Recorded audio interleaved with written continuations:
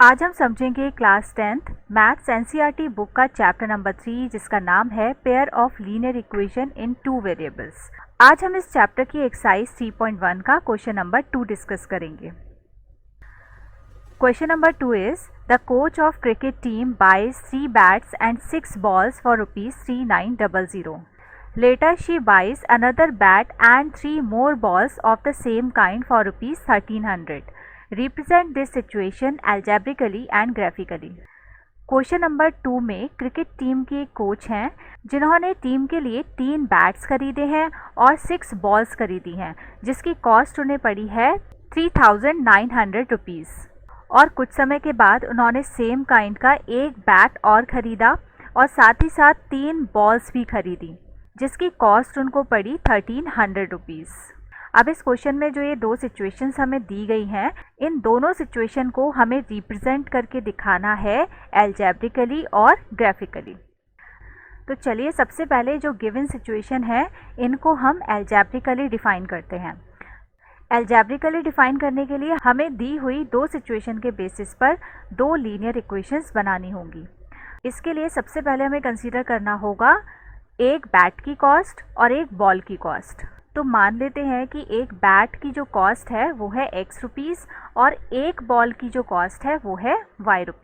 चलिए अब जो फर्स्ट वाली सिचुएशन है इसके अकॉर्डिंग हम इक्वेशन बनाते हैं। तो क्वेश्चन में हमें गिवन है कि जो कोच है उसने 3 बैट और 6 बॉल्स खरीदी हैं ₹3900 में।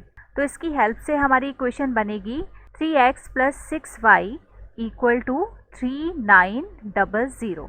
क्योंकि एक बैट की कॉस्ट है ₹X तो 3 बैट की कॉस्ट हो जाएगी ₹3x। इसी के साथ में उसने 6 बॉल्स खरीदी है तो एक बॉल की कॉस्ट है Y, तो 6 बॉल्स की कॉस्ट कितनी होगी 6y हो जाएगी। और क्वेश्चन में टोटल कॉस्ट हमें गिवन ही है 3900, तो हमारी इक्वेशन बनेगी 3x + 6y = 3900। इसको हम मान लेते हैं इक्वेशन नंबर 1। अब इसी तरह से जो सेकंड सिचुएशन हमें गिवन है इसके अकॉर्डिंग भी हम इक्वेशन बना लेते हैं। देखिए सेकंड सिचुएशन में दिया गया है कि शी बाइज अनदर बैट, यानी कि उसने एक और बैट खरीदा। तो एक बैट की कॉस्ट तो ₹X हमने कंसीडर की है और 3 बॉल्स उसने परचेज की हैं, तो यहाँ पर हम लिखेंगे 3y। अब इन दोनों की जो टोटल कॉस्ट उसको पड़ी है वो है ₹1300, तो इक्वल टू में आएगा 1300। तो इस तरह से ये हमारी बन गई सेकेंड इक्वेशन। तो देखिए क्वेश्चन में जो हमें 2 सिचुएशन गिवन थी उनकी हेल्प से हमने 2 इक्वेशंस बना दी हैं। इसका मतलब ये हो गया हमारा एल्जेब्रिकली रिप्रेजेंटेशन। अब इन दोनों इक्वेशन को हमें ग्राफ पे भी ड्रॉ करके दिखाना है। अब इन दोनों इक्वेशन को ग्राफिकली रिप्रेजेंट करने के लिए सबसे पहले हमें इन दोनों इक्वेशन के लिए एक टेबल बनानी होगी। टेबल बनाने के लिए x या y के प्लेस पर हमें कोई वैल्यू अपने मन से कंसीडर करनी होगी जिससे हमें x और y की कुछ वैल्यूज़ मिल जाएंगी और उन वैल्यूज़ को फिर हम ग्राफ पे रिप्रेजेंट कर देंगे। अब देखिए अगर आप इस इक्वेशन को ध्यान से देखें तो राइट हैंड साइड में एक बड़ी वैल्यू है जो कि 100 के मल्टीपल में आपको दिख रही है।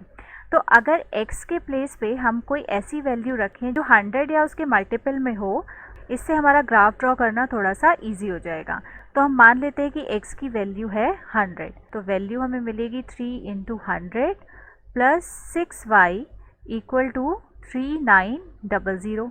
3 और 100 की मल्टीप्लाई करके आएगा 300 + 6y = 3900। 6y की अगर हम इससे वैल्यू निकालेंगे तो हमें मिलेगा 3900 और ये जो 300 है ये राइट हैंड साइड में जाके माइनस का हो जाएगा। अब इन दोनों को माइनस करने पर हमें मिलेगा 3600 जिसको हमें डिवाइड करना होगा इस वाले 6 से, और 6 से डिवाइड करने पर y की वैल्यू हमें मिल जाएगी 6 × 6 = 36, इट मीन्स 600। तो x के प्लेस पे 100 रखने पर हमें मिला y = 600। इन दोनों वैल्यूज़ को हम टेबल में पुट कर देते हैं। तो x के प्लेस पे हम रखेंगे 100 और y के प्लेस पे हम रख देते हैं 600। चलिए अब इस टेबल में दूसरी वैल्यू निकालने के लिए हम x के प्लेस पर 100 का कोई और मल्टीपल रख के देखते हैं। सपोज़ x के प्लेस पे हम पुट करते हैं 200, तो x की वैल्यू 200 रखने पर इक्वेशन हो जाएगी 3 × 200 + 6y = 3900। इससे अगर हम 6y की वैल्यू निकालेंगे तो आएगा 3900 - 3 2 इन दोनों की मल्टीप्लाई करने पे मिलेगा 600 और राइट हैंड साइड में जाके वो 600 हो जाएगा माइनस का। तो इससे 6y की वैल्यू हमें मिलेगी 3300।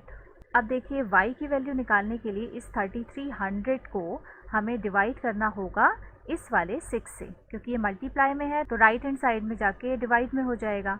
तो डिवाइड करने पे y की वैल्यू हमें मिल जाएगी 550। अब y की ये जो वैल्यू मिली है 550, इसको हम इस टेबल में पुट कर देते हैं। तो y के प्लेस पे आ गया 550 और x के प्लेस पे हमने पुट किया था 200, तो यहाँ पर आ जाएगा 200। चलिए अब ये जो सेकंड वाली इक्वेशन है इसके लिए भी हम x और y की वैल्यू निकाल के एक टेबल बना लेते हैं। तो चलिए यहाँ पर भी हम 100 के मल्टीपल्स ही रख लेते हैं। तो x के प्लेस पे सपोज हम रखते हैं 100, तो इक्वेशन हो जाएगी 100 प्लस 2y इक्वल टू 1300। अब इसको सॉल्व करेंगे तो 2y इक्वल होगा 1300 माइनस 100 के, और इनको सब्ट्रैक्ट करने पर हमें मिलेगा 1200। तो 2y हो गया 1200 के इक्वल। इससे y की वैल्यू हमें मिलेगी 1200 डिवाइड बाई 2, इट मीन्स 600।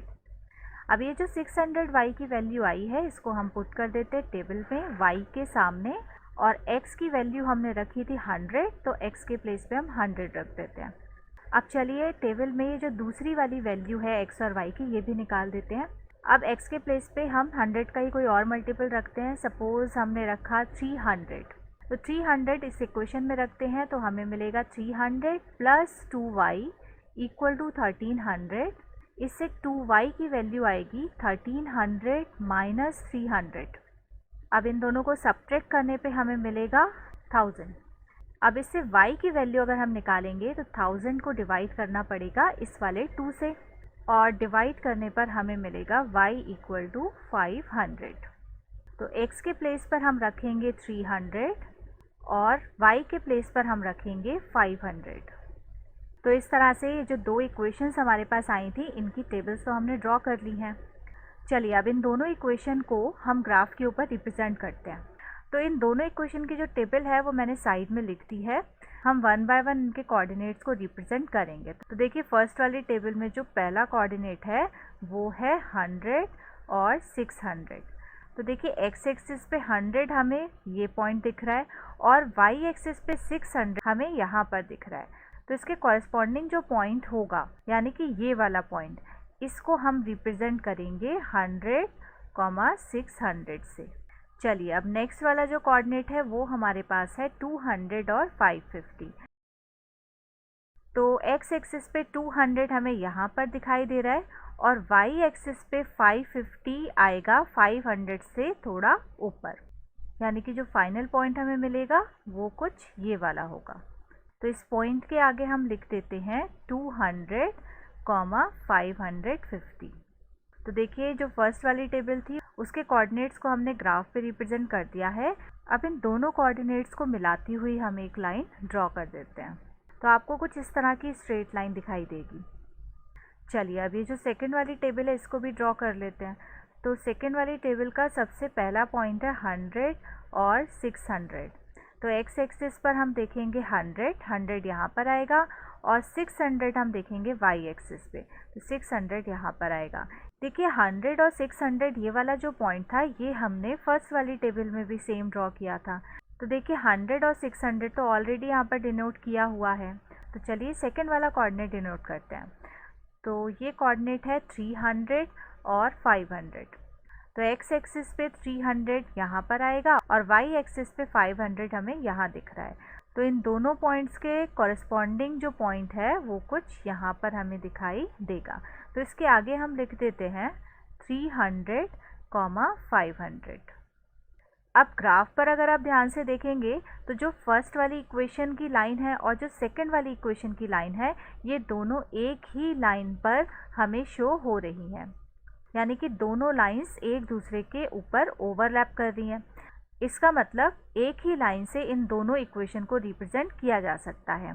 तो इस लाइन पर हम इन दोनों इक्वेशंस को लिख देते हैं। तो पहली इक्वेशन है 3x plus 6y equal to 3900 और सेकेंड इक्वेशन को हम यहाँ पर लिख देते हैं x plus 2y equal to 1300। अब इन टेबल्स में अगर आप कुछ और डिफरेंट वैल्यूज़ भी रखते हैं तब भी हमारे पास लाइंस ओवरलैप करती हुई ही दिखाई देंगी। तो ये था ग्राफिकल रिप्रेजेंटेशन क्वेश्चन में दी गई गिवन सिचुएशंस का।